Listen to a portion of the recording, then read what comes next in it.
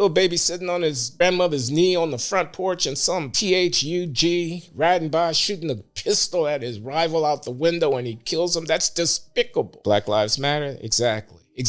You should be able to do both things. We should have a decent society without apologizing for criminals. And when they're black criminals, without apologizing for black criminals. I feel like there's just like undue pressure where it's like, you know, you're doing conservative values, but then you have, you know, in the back of your head, it's like you have, you know, family, all these other people who it's like could almost excommunicate you being like, dude, you're playing for the wrong side, blah, blah, blah.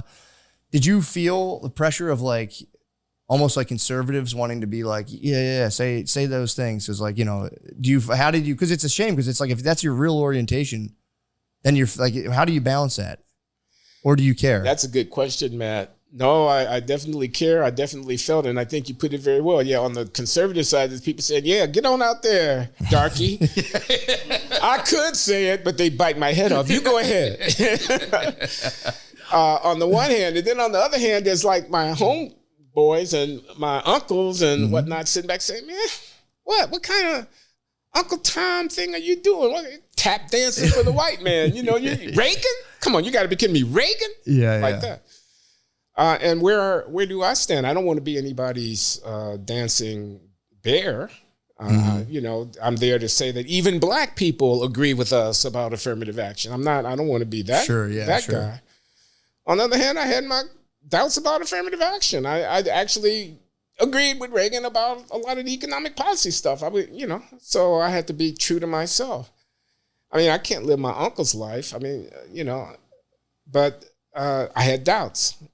So that's definitely the case. So I bounced back and forth, I mean, I broke with the Reagan people. I tried to come home again and realized then you can't ever really go home again. Yeah. It always has struck me that it's like there's this weird like double pressure on black people in terms of like politics and stuff, because it does get like, just the phrase black conservative is like you have to almost qualify it, where it's like you're kind of under it's like pressure to be like, are you performing for white people or whatever, and then like who do you be true? Are you true to yourself? Are you being and it's like seems like a lot of kind of pressure to kind of. It is a lot. I try to point at that in dealing in the book. I mean, authenticity, loyalty, and I resent other people thinking that they look at the color of my skin and they think I know what I'm supposed to say or what I'm supposed to do. I deeply resent that. Yeah. On the other hand,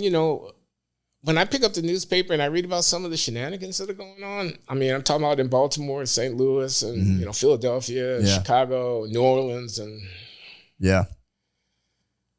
I feel ashamed.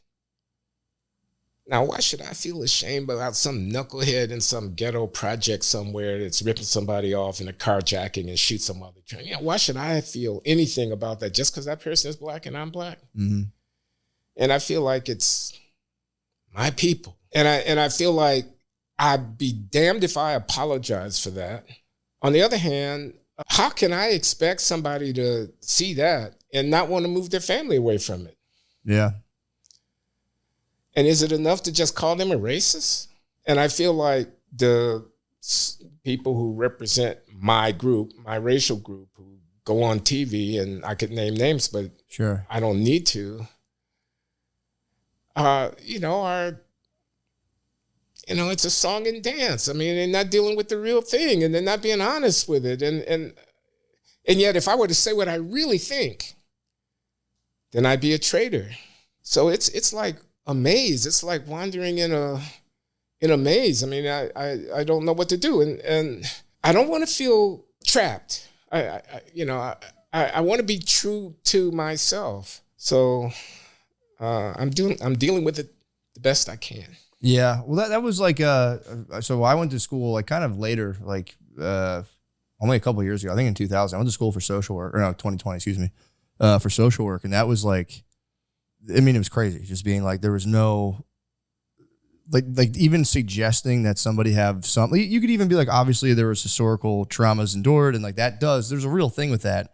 Then be like, but despite, you still have to have some sort of like, like responsibility. Like you are at some point still responsible for your life. Just saying like that, they'd be like, no, you can't. How dare you? It's just kind of like, Well, dude, it's not going to help anybody. Like take like a 40-year-old person and be like, yeah, look, none of this is your fault.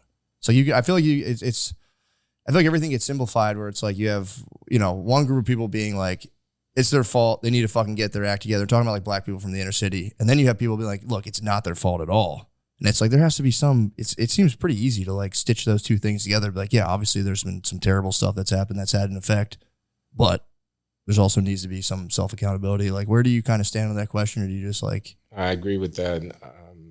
I mean, there are a lot of unfairnesses in the world. And there are a lot of people who are in desperate straits and it could do with some help. And I would not want to be a 22-year-old mother with 3 children and making $20,000 a year trying to get by on earned income tax credit and stuff, and food stamps. I mean, I wouldn't want to be that woman, or I wouldn't want to be one of her children. Yeah. That's inequality in spades. But that's a separate point from the point that each and every one of us is responsible for how we live our lives and what we do with our time and the extent to which we are responsible to those who are dependent upon us. And you can't let the one cancel out the other. I mean, so, I mean, let me be concrete. Homicide, violence, assault, rape. You just look at the numbers and look at the racial disparity in the numbers. I don't want to hear from a social worker about how it wasn't his fault.